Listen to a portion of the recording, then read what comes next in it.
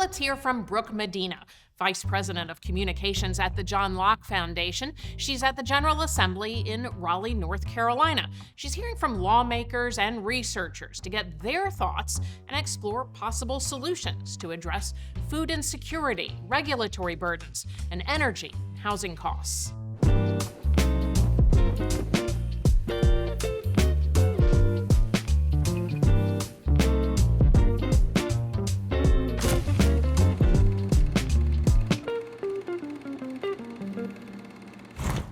Thank you so much for joining us for this project and being able to have this discussion about North Carolina's food systems and agriculture and resiliency across the state. Absolutely. Thank you for having me. Sure, and thank you for having me. Thank you so very much for inviting me. Thank you for having me. It's a real pleasure to be here. Do you think that food insecurity is a threat, though, to North Carolinians? I fear that the tyrants of the world are going to try to control food, and especially the water that is required to produce this food. That is one of my fears. We've got to keep it free. We've got to keep it open. We've got to keep the ingenuity and the attitudes and the work ethic of the American farmer viable. We cannot yield to the pressures to use food to blackmail other people into doing what they want to do. I think that there is a tremendous amount of food insecurity. I think right now what's really interesting is I don't feel like there's been as much attention paid to it right now.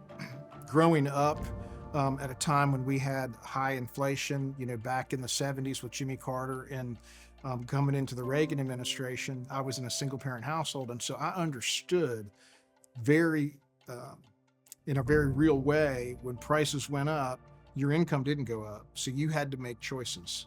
We're going to have this or we're not going to have this. We're going to have this. And there's a lot of folks that are going through that right now. The food that is the cheapest to buy is generally the least nutritious food. And so in a lot of countries, say in Europe, they do eat a healthier diet, and it's a much more expensive diet. They're eating more fruits, more vegetables, less sort of ultra-processed food. In the United States, we've gotten very good at mass producing sort of calories very affordably. Now, if you're poor, that's great, right? Because you can get a lot of calories for the dollar, and so you can keep yourself from being hungry. But it is not the most nutritious way to eat. What are you hearing and what are you thinking about in terms of energy as a lawmaker? Fuel prices have gone up through the roof. Well, that affects everything. It affects, and we've seen housing costs go through the roof. Well, guess what? All of that energy that it takes to build a house, someone's got to pay for it. It's the same in agriculture. It's the same with any kind of manufacturing. So we're seeing all of these prices go up. Why? Well, that would be bad energy policy. Oh yes, farmers are super concerned about energy costs. It is amazing, and I don't think most people realize how much energy is involved in the food system. It takes energy to water the crops. The fertilizer we put on the crops is basically energy. Then we need energy to harvest the crop. Then we need energy to transport it to a processing plant where they use energy to process it, and then they use another truck to take it to a distribution warehouse and another truck to take it to a supermarket near you. So there is a tremendous amount of energy in all the food that we eat, and the cost of energy is super important both to farm profit and to the affordability of food. What role does land cost and just housing costs play in the whole food and agriculture space in North Carolina? So farmland costs are definitely an issue for farmers. Farmland has become more expensive, and it is bid up partly by the value that the land has, not just in farming, but also as a future site of houses. And so as the population in North Carolina grows, as more and more people move here, it does tend to put more pressure on farmland prices to go up, not because farming is more profitable, but just because later you might be able to sell to a housing developer. Land prices are going up because so many people are moving to North Carolina. Quite frankly, a lot, interesting, and you can look at it however you want, but bad policy across the country has created the largest migration I think we've ever seen in our nation. And people are migrating away from bad policy and they're migrating to good policy. Well, we've got good policy and a lot of folks are coming here. And so what that does is it puts pressure on housing. Well, what do you need for housing? You need land. And so you have more people competing for the land, the price goes up even higher. You know, with the competition and some farmers being able to pay more for the land that they rent and others not, and then just the availability. When it comes to solutions like maybe an agriculture sandbox, so a regulatory sandbox, but for the agricultural space, similar to the fintech one that was passed last year, do you see any value to something like that where there are agricultural technologies that come to market, but there is maybe just too much regulatory burden in that space, and maybe a sandbox which would allow there to be fewer burdens while something is being developed? Could you see an advantage to that? I am not anti-regulation. I am for proper regulation.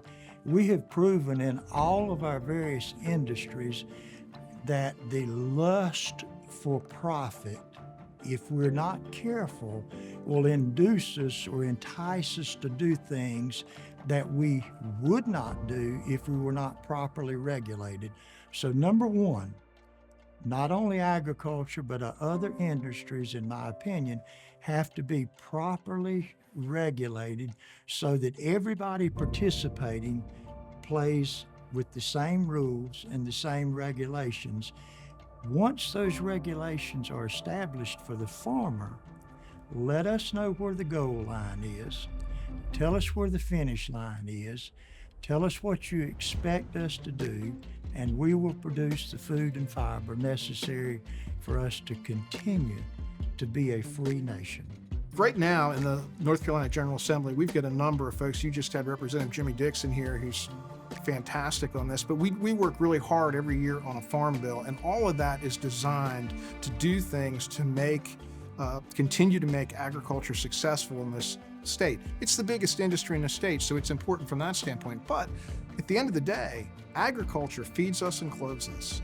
And so it is vital to what we do. And so I think the more we can have folks that understand the industry, that are farmers or will play some role in agriculture at the table, that's when you can get good and effective policy. When we get bad policy, typically what I find is it's people that want to make policy that don't necessarily understand the industry.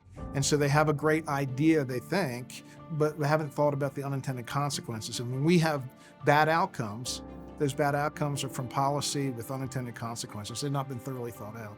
The fewer regulations and bureaucracy that we can have, it's going to benefit everybody, and reduce costs as well. I mean, the more burdensome regulations you put on our farmers or the manufacturers or whoever, it just makes it harder and more expensive, less efficient. So absolutely, all we can do, anything that we can do to reduce regulations and make things more common sense, I think I would be all about that. It's clear that North Carolina's food systems have undergone significant transitions over the decades.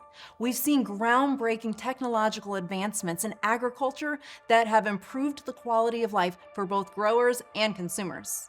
We've also learned how the heavy hand of regulation can create barriers that make our food supply less nimble and, in some cases, less affordable in the face of pandemics, inflation, and global competition.